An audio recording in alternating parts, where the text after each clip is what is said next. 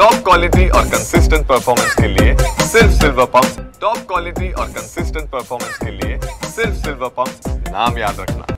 राज्यातील 12 जिल्ह्याला जोडणारा शक्तीपीठ महामार्ग राज्यातून होणार आहे। मात्र या शक्तीपीठ महामार्गाला 12 जिल्ह्यातील शेतकऱ्यांनी विरोध केलेला आहे। सध्या मुंबईमधील आझाद मैदानावरती हे शेतकरी दाखल झालेले आहेत आणि या महामार्गासाठी त्यांच्याकडून विरोध करण्यात येत आहे, आंदोलन करण्यात येत आहे। हे आंदोलनकर्ते सध्या आपल्या सोबत आहेत, आपण त्यांच्यासोबत चर्चा करणार आहोत। शक्तीपीठ महामार्गाला विरोध करताय, नक्की काय कारण आहे? मी उमरी तालुका अर्धापूर जिल्हा नांदेड इथला रहिवासी आहे। माझी जमीन 2 ते एकर या बाधित होत आहे मी। तर हा मार्ग याची काही गरज नसताना, याला समांतर मार्ग असताना हे फडणवीस सर का याला रेटवण्याचा प्रयत्न करीत आहे?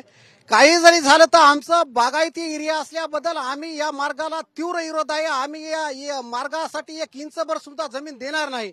जरी करता आमचा जीव गमावा लागला तरी आम्ही मागे पुढे बघणार नाही, कारण तर आमचे लेकरं बाळे आम्ही सगळं उद्ध्वस्त होऊन देशोधडीला लागणार। कोणाच्या दाराला जाऊन भीक मागण्यापेक्षा, नंतर त्याग करून जीवन जगण्यापेक्षा आज जीवन आम्ही बलिदान करू यासाठी, पण 1 इंचभर जमीन देऊ नाही। काही जर जीवाची बाजी लावू, काही करू, पण हा मार्ग रद्द केल्याशिवाय आम्ही शांत बसणार नाही, थांबणार नाही।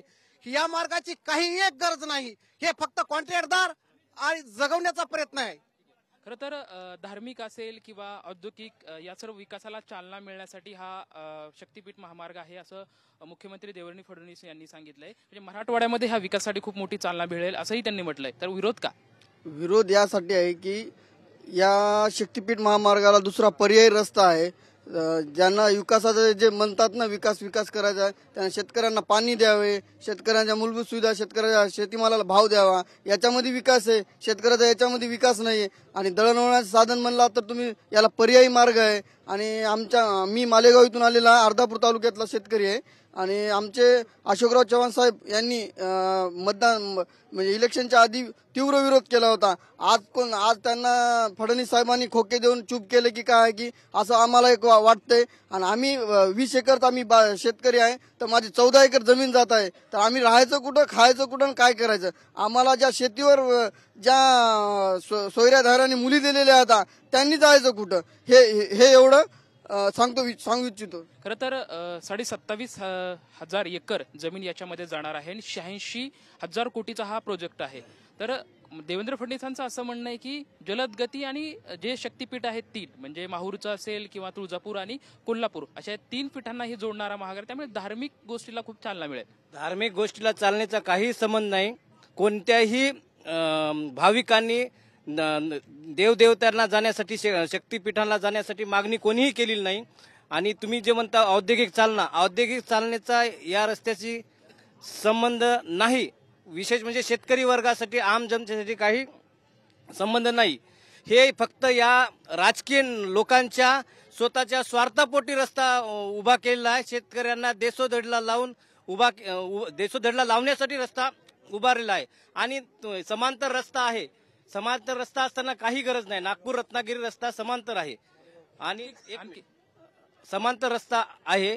आणि सोबत हा रस्ता जो करतात, हा जो रस्ता शक्तीपीठ करणार आहेत, याची हाईट 15 ते 20 फूट वर राहणार आहे। याच्यामुळे कोणत्या शेतकऱ्याचा उपयोग होणार आहे? याच्यावर जायचं म्हणजे 2 रुपये किलोमीटर, 3 रुपये किलोमीटर हे उद्या दर आकारून वसुली करतील वेगळी, ते तर वेगळा भाग झाला। याची गरजच नाही ना रस्त्याची। 15-20 फूट वर असलेला रस्ता शेतकऱ्यासाठी, सर्वसाधारण लोकांसाठी काय कामाचा आहे? काही आणखी काही शेतकरी आपल्या सोबत आहेत, आपण त्यांच्यासोबत। खरं तर देवेंद्र फडणवीस यांनी निवडणुकीच्या पूर्वी हा रस्ता होणार नाही असं म्हटलं होतं, पण आता निवडणुका झाल्यात आणि विधान भवनामध्ये हा रस्ता लवकरात लवकर सुरू करावे असे आदेश दिलेत। कशासाठी? लोकसभेला त्यांचा पराभव झालेला होता, त्यामुळे त्यानं त्या टायमाला शक्तीपीठ महामार्ग हा रद्द झाला म्हणून म्हणले। आज त्याच्यानंतर विधान परिषद लोकसभा निवडणूक झाल्या, यांची एक सत्ता आली की त्यानं त्यांच्या मनासारखं चालू केलं। कशाला गरज आहे, काय गरज आहे, कोण मागणी केली? शक्तीपीठाला जायसाठी कोणता भाविक म्हणतोय हा रस्ता पाहिजे? तुम्ही कुठल्या भागातले, आणि किती शेती? नांदेड जिल्ह्यातून मालेगाव मधून आहे।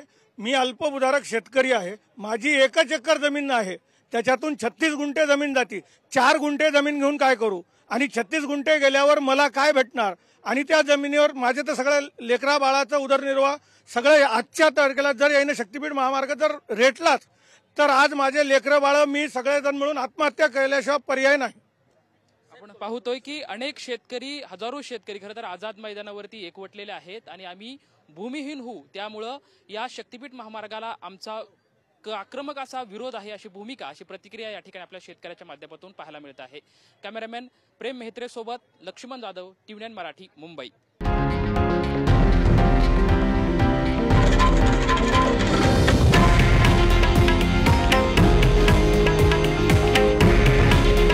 हे आहे देशातील नंबर 1 न्यूज नेटवर्क आणि आपण पाहत आहात TV9 मराठी.